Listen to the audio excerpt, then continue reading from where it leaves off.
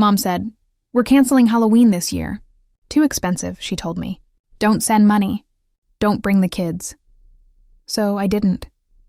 I tossed the candy list aside, told Ethan and Lily Grandma needed rest. But 2 days later, my phone buzzed. A bank alert from the credit card I'd co-signed for my parents. 6 flight tickets. First class. Destination, Arizona. The names, Mom, Dad, Tom, his wife, their kids. Not mine. I froze, staring at the screen, my reflection warped in the glass. For a second, I thought it had to be a scam, but it wasn't. They hadn't canceled Halloween, just us. Pause. I grew up believing my parents were good people. The kind who'd drop off casseroles for neighbors, smile at church, send polite Christmas cards. But being their daughter came with a different kind of charity, one that always flowed one way. I paid for the little things, a new roof, the property tax, that emergency water heater. They always promised to pay me back. They never did, and I never asked. Because that's what good daughters do, right? They help. Transition tone, nostalgic, somber. This year, I wanted Halloween to be special again. The kids were finally old enough to remember it. Ethan wanted to be a vampire. Lily wanted to be a fairy. For years, we'd spent the holiday at my parents' place, handing out candy, eating Mom's pumpkin bread. It was the one tradition that still made me feel like part of a family instead of an ATM. When Mom called to cancel, her tone was almost casual. "It's just too much this year, Joy. The economy, you know. We're all tightening our belts." I pictured her sitting at the kitchen counter, stirring her coffee with that tiny silver spoon I bought her last Mother's Day. I offered to cover it, like always, but she shut it down fast. Too fast. "No, honey, don't. You've done enough." Something in her voice made me pause. It wasn't gratitude. It was guilt, thinly wrapped in politeness. But I brushed it off. People get weird about money, especially parents. That night, I took down the orange lights we'd hung on our balcony and folded the kids' costumes back into the closet. "Grandma's tired this year," I told them. Ethan nodded like an adult, but Lily's little face fell. "So, no candy at Grandma's?" she whispered. I smiled through the lump in my throat. "We'll still make it fun at home." Pause. 2 days later, the alert from the bank popped up while I was packing lunches. "Transaction approved. Airline purchase, 4872." My stomach turned. That card was only for my parents' expenses. Groceries, gas, prescriptions. I opened the statement. 6 tickets. Round trip. Portland to Phoenix. The passengers' names glared back at me. Mom, Dad, Tom, Diane, their kids. Not me, not my children. I laughed, a sharp, empty sound. My parents weren't saving money. They were spending mine. On a family trip that didn't include me. Tone shifts, disbelief, anger. At first, I wanted to believe it was a mistake. Maybe Tom had booked something wrong. Maybe Mom forgot to tell me, so I called her. She answered on the 3rd ring, sugar sweet. "Hi, sweetheart. Everything okay?" "Yeah, just got an alert from the bank. It says there was a flight purchase." "Oh, that," she interrupted. "Yes, your father booked something last minute. We haven't traveled in ages. You know how stressful things have been." "With Tom and his family?" I asked, a pause. Then softly, "Well, yes. He's been under pressure. Diane thought the kids could use some sunshine." "So you canceled Halloween? To go on vacation?" "Don't be dramatic," she said, tone shifting. "It's just a few days, Joy. And we needed to use the card for the points." "The card? For the points?" "My name, my payments. Reduced to points." I didn't say anything. My silence made her uneasy.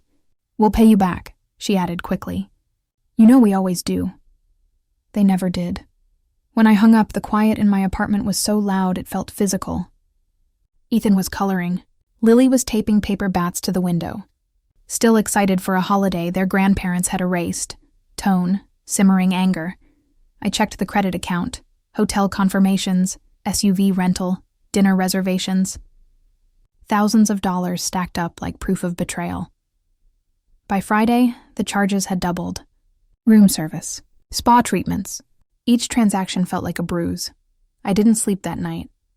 I sat at the kitchen table, the glow of the screen turning the room into a quiet battlefield. Saturday morning, Casey called. "You look like someone who hasn't blinked in 12 hours. "I've been doing math," I said. "The emotional kind or the financial kind?" "Both," she listened. When I finished, she said, "You know what they count on, right? That you'll keep being decent." Her words hit like truth disguised as advice. Builds to confrontation. That evening, I FaceTimed my parents. They were on a balcony, sunlight, drinks, laughter. "Hey, Mom, how's the trip?" "Oh, it's lovely, honey. You'd love it here." "I bet. Quick question. Did you know the card you used is under my name?" Her smile faltered. "Well, yes, but you said it was fine for family expenses." "Family," I repeated. Wasn't sure that still included me. "Joy, please. You're overreacting. It's just money." "Exactly," I said. "It's just money. You won't miss it." I hung up before she could respond. That night, I canceled everything. The cards, the authorizations, every tie that made me their safety net. By Sunday morning, my phone buzzed nonstop. "Something's wrong with the card," Mom texted. "We can't check out." I didn't reply. Hours later. "Please call me. We're at the front desk." Still nothing. For the first time in years, I wasn't fixing their chaos. I was letting them live in it. Tension builds. That evening, a knock. My parents stood there, sunburned, exhausted, luggage behind them. Tom and Diane hovered, silent. "We've been trying to reach you all day," Mom snapped. "The bank froze the card. Your father had to call his friend for flights. It was humiliating." "Imagine that," I said. Dad's voice rose. "You can't just pull something like that without warning." "You mean," I said, "on a trip I didn't know existed until I saw it on my statement?" Tom muttered. Diane tried to smooth things over. Mom looked at me, desperate. "We didn't mean to hurt you." "Did you already have the flights booked when you canceled Halloween?" I asked. She hesitated. "Look down." That was my answer. "You could have just said you didn't want us there," I said. "Would have been cheaper." Lily's laugh drifted from the hallway. Mom tried to smile. I stepped in front of her. "No, you don't get to smile at them after what you did. You told me not to bring my kids because they were too much, then used my credit to take Tom's kids on vacation." Her mouth opened, then closed. Dad rubbed his temples. "What do you want? An apology?" "No," I said. "Accountability." I handed him a folder. Bank statements, confirmation emails, every charge. "The debt is yours now," I said. "The bank already approved the transfer." Mom paled. "You wouldn't." "I already did." Tone softens, finality. "I'm done being your safety net," I said quietly. "From now on, if you want to travel, you'll need to earn it like I did." Dad looked like he wanted to argue, but couldn't. Mom's eyes glistened. "You're punishing us." "No," I said. "I'm freeing myself." Behind me, Lily tugged my sleeve. "Mom, are we still carving pumpkins?" "Yeah, baby," I smiled. "We are. They left." The door shut. The apartment felt lighter. That night, the kids passed out candy to trick-or-treaters. Mom texted one last time. We got home. "I hope you're happy," I typed back. "For the first time I am." Reflective ending. Later, I canceled every automatic payment I'd ever set for them.